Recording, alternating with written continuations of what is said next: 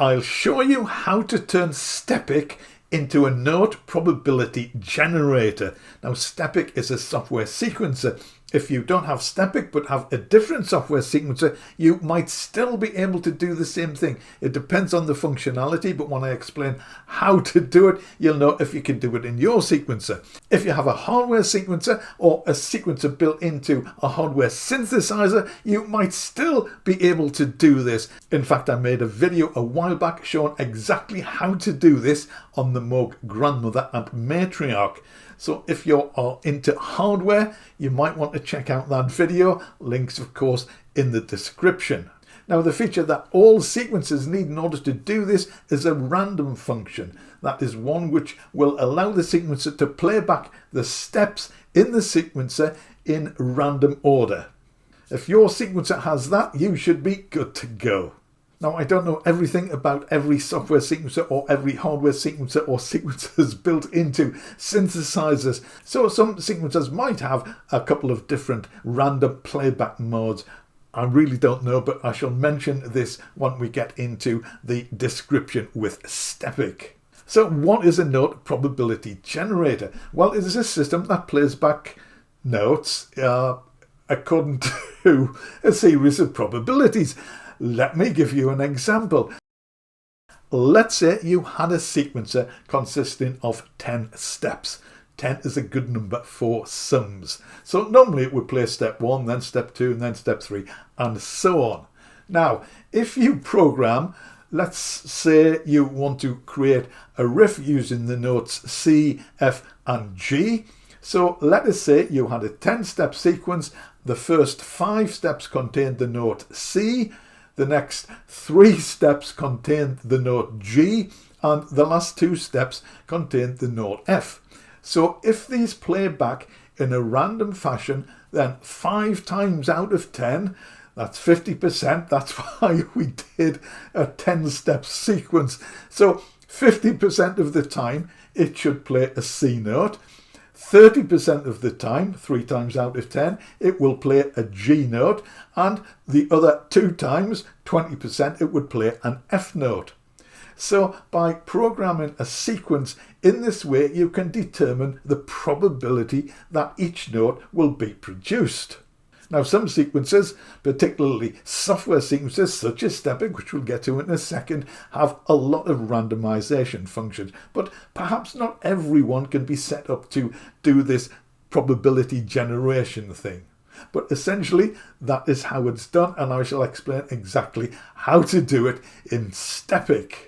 Now, if you're not familiar with Stepic, it is a software sequencer, but it is based, I think, on a hardware sequencer layout, although it's got many more bells and whistles than your average hardware sequencer. I love hardware sequencers, which is probably one of the reasons why I like Stepic. And of course, I did make a video about this.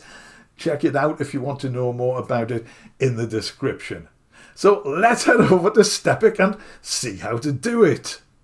So this is Stepic, and I have set it up with 16 steps, set to 1/8 notes, and I've set the scale to minor for convenience. So it just has a row of C notes in it at the moment, which sounds pretty boring, and it sounds like this.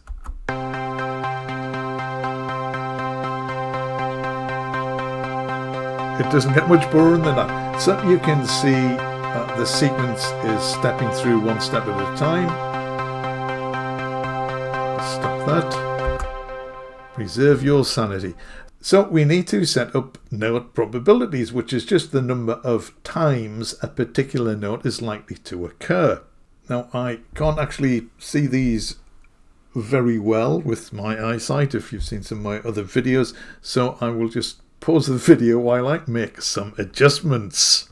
So as they say in Blue Peter fashion, this is what I prepared earlier. You can see I have 5 instances of C, 4 of E flat, 3 of F, and 4 of G. And that sounds like this.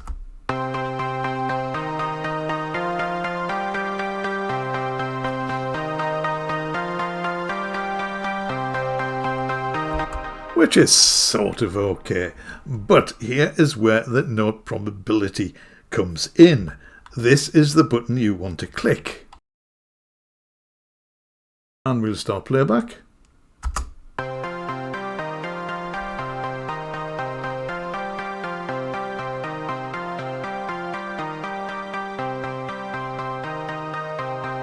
And you can see what is happening. The notes are playing back in random order. It's jumping around all over the place. But as the C note occurs 5 times, that should occur 5 times out of the 16 steps. And the E flat should occur 4 times out of 16, and the F 3 times, and the G 4 times. Now if we press the button again, it turns purple. So let's start this again. So what this does, it ensures that each note is played once before it starts doing the randomization process again. So each note gets played 1 time. Now in practice, I don't think this is going to make much difference between this mode and the other mode. It's a little bit academic, I think, anyway. But as I was saying in connection with the... switch that off. As I was saying in connection with the hardware sequences, a hardware sequencer or sequencer built into a synth might have this functionality. I don't know. But practically, I don't think it's going to make a lot of difference. Over the long term, shall we say, then these C notes should occur 5 times out of every 16 steps, and the other notes in their own particular proportion. Now this is set to 8 notes, which could be anything. It could be a middle sequence or a top sequence or even a bass sequence. Let me just set these octave settings to -2. Now this is the same sound. The sound doesn't really matter. You can create your own bass sounds and topping sounds and whatever. But this just lets us hear how such a sequence might work in a bass context.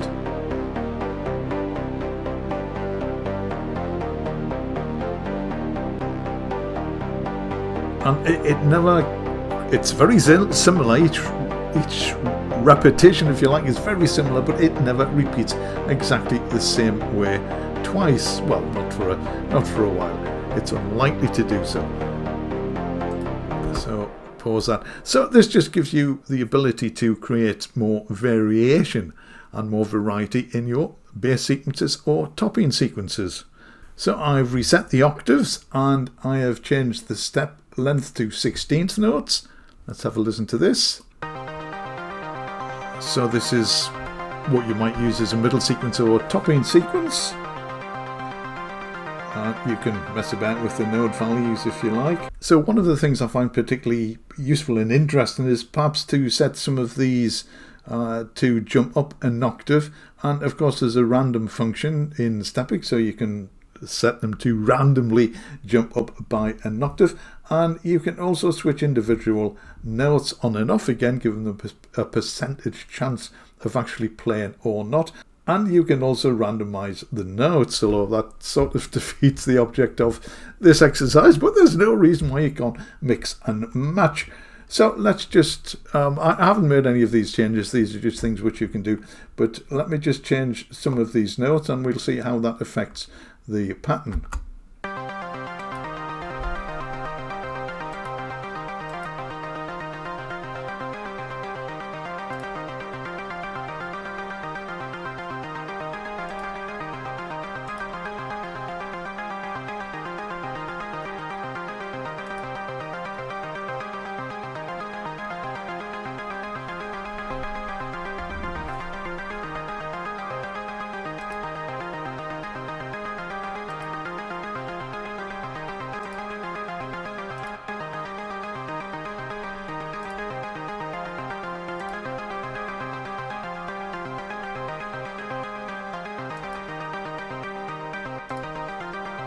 So there's more variation you can create quite easily just by selecting random notes or turning notes on and off at random. Now, if all this seems just a little bit too much, which it might be, certainly if you're doing a bass sequence, let us move on to another one which I'm about to create, and I can say that I created this earlier. So I have set the octaves back down -2 to have a bass sound, and I've just set the steps to 4. So that's what we have at the moment.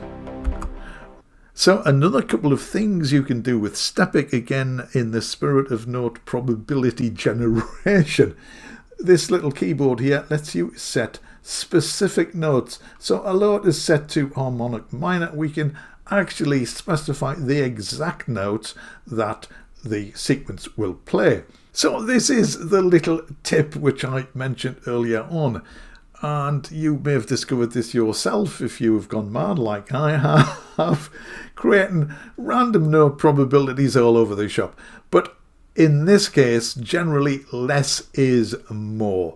And a sequence of 3 or 4 notes I find generally works pretty well. You can throw in an odd a 5th note or even a 6th note if you like, see what it sounds like, and if it works, that's great. But using these notes, and I've selected C, E flat, F and G, and in the key of C minor, I think they are really good notes which give really good results. So at the moment we have all the notes are set to C, but using these little dice, which I have just magically switched on, Stepic will randomize these pitches according to the scale or the notes which you set. So this now sounds like this.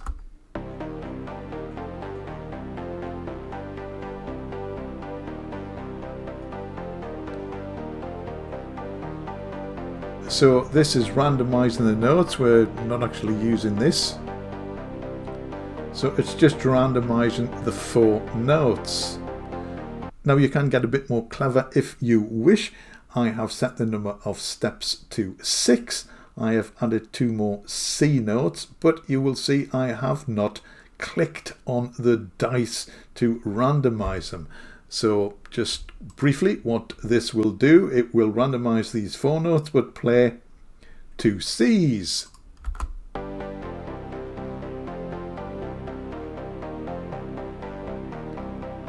So we hear 2 Cs. Now you might like that, you might not, but if you want C to occur more often than the other random notes, shall we say, then you can again click on this button. So I'm going to have to put my screen magnifier on to line it up. I hope that wasn't too disturbing. So now these notes are being played back in random order, and in addition the first 4 notes are being randomized according to the notes set in this little keyboard up here.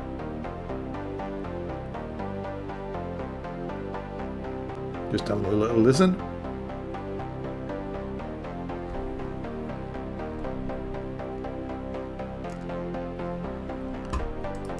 So you might think that's a bit too much. You could just add 1 extra C, but having more C's in a scale of C minor, for example, it sort of grounds the sequence in that key. So that can be a useful thing if you want to try that. So one final thing which I should have done before when I had the 16 step set up. What I was going to say was you can throw odd notes in just to see what happens. So what do I mean by an odd note? Let me just set something up for you. Right, instant modification. So I think this is pretty much like the previous sequence. Not 100% sure, but I have set this note here to an A flat. So let's give this a listen.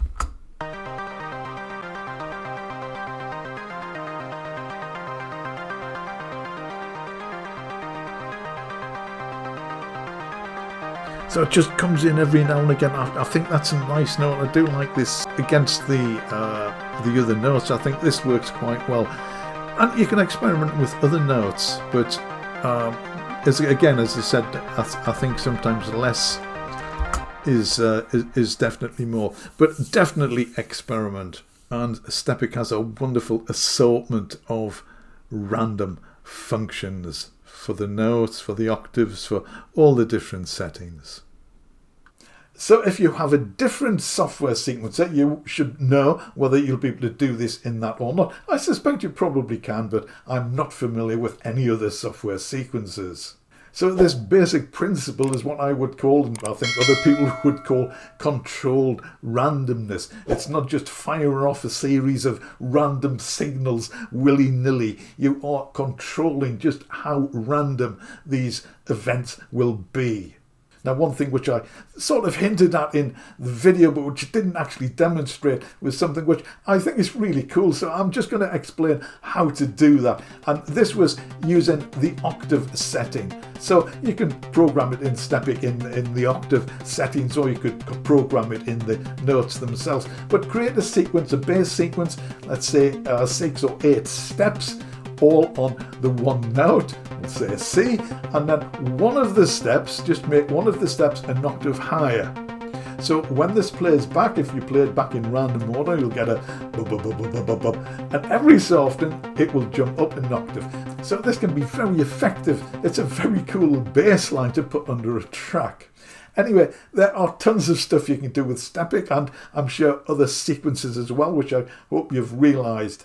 If you have any questions, I will do my best to answer them. Although I do like Stepic, I'm not an expert on it. Leave them in the comments. I will reply as soon as I can.